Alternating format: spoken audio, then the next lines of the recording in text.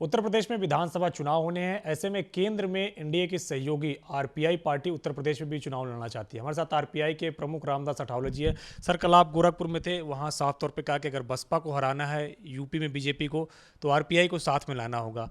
क्या ऐसा आपको लग रहा है और किस तरीके से बातचीत हो रही है आपकी बीजेपी के साथ? नहीं, बीजेपी के साथ तो हमारी बातचीत चल रही है। हम 1 डेढ़ महीना पहले माननीय जेपी नड्डा साहब से मिले थे। उनको हमने एक पत्र भी दे दिया है।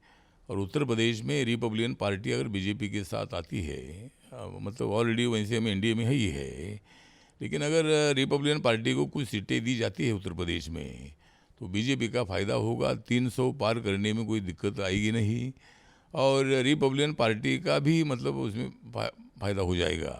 तो रिपब्लिकन पार्टी को एक 8-10 सीटें अगर मिलती है, तो बहुजन समाज पार्टी को धक्का देने के लिए उसका अच्छा उपयोग हो सकता है। बीजेपी का वोट पक्का करने के लिए भी उसका अच्छा उपयोग हो सकता है। और माननीय योगी आदित्यनाथ जी से भी मेरी 2 बार बात हुई है। जब मैं लखनऊ में था, उनके साथ मेरी आधा घंटा तक बात हुई है। जो वहाँ के जो प्रभारी बंसल जी, उनके साथ हमारी बात हुई है। और आरपीआई को साथ में रखने की कोशिश अगर आप करते हैं तो उसका अच्छा फ़ायदा होगा। तो हमारी कोशिश है। मैं कल का गोरखपुर में था। अभी हमारी 26 सितंबर से एक बहुजन कल्याण यात्रा निकल रही थी सारंगपुर से, और पूरे उत्तर प्रदेश के 50 जिलों में हो जाएगी, 18 मंडल में जाएगी। और 18 दिसंबर को रिपब्लिकन पार्टी ऑफ इंडिया की एक बड़ी रैली रमाबाई मैदान में रखी है, जिसमें 1 लाख से भी ज़्यादा लोग सम्मिलित होंगे। और उसमें माननीय जेपी नड्डा जी से और योगी आदित्यनाथ जी को निमंत्रित करने वाले हैं। और उसी तरह हमारी कोशिश जारी है। सर, रमाबाई मैदान का आपने जिक्र किया। वो मैदान में अक्सर मायावती रैलियां करती हैं, अपनी मायावती जाके वहाँ पे लोगों को अपने पक्ष में लाने का काम करती हैं। तो क्या इस बार आप बीजेपी में जो तमाम सारे वोटर्स हैं, खासतौर से अगर एससी वोटर की बात करें, तो उनको लाने का काम आप करेंगे? हाँ, मतलब जिस मैदान में मायावती की रैली होती है, तो अच्छी बात है। मायावती की रैली भी होती है, उनका स्वागत ही है। लेकिन हम भी वहाँ रैली करके रिपब्लिकन पार्टी के साथ जनाधार है। और बहुत सारे बीएसपी के ग्रासरूट के जो लोग हैं, कार्यकर्ता है, वो हमारे साथ आ रहे हैं। बहुत सारे समाजवादी पार्टी से, कांग्रेस पार्टी से भी टूटकर कुछ लोग हमारे पास आ रहे हैं। और अगर बीजेपी के साथ अलायंस की बात अगर मतलब ओके हो जाती है, तो और भी बहुत सारे लोग रिपब्लिकन पार्टी में आएंगे। तो इसलिए मेरी कोशिश है कि रिपब्लिकन पार्टी खाली महाराष्ट्र में नहीं है, उत्तर प्रदेश में एक ज़माना था कि रिपब्लिकन पार्टी सत्ता में रही है। चरण सिंह के सरकार में रिपब्लिकन पार्टी के 19 एमएलए चुनकर आए थे और 4 मंत्री उनके सरकार में थे। तो रिपब्लिकन पार्टी का ही ग्राउंड मतलब उत्तर प्रदेश है। और हम हमारी ज़मीन पर जो मायावती ने कब्जा किया है, वो ज़मीन को तो छुड़ाना चाहते हैं।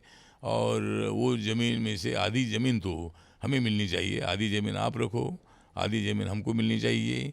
और आधा वोट जरूर रिपब्लिकन पार्टी को मिलेगा, ऐसा हमें पूरा विश्वास है। सर, क्या जो 18 तारीख को रैली होगी, आरपीआई अपनी ताकत दिखाएगी लखनऊ के अंदर? हाँ, तो हमारी ताकत दिखाई। अगर हमारी ताकत मतलब बीजेपी देखेगी, तो रिपब्लिकन पार्टी के साथ जनाधार है, उनको मालूम हो जाएगा। और रिपब्लिकन पार्टी के साथ अलायंस करने में उनको दिक्कत आएगी नहीं।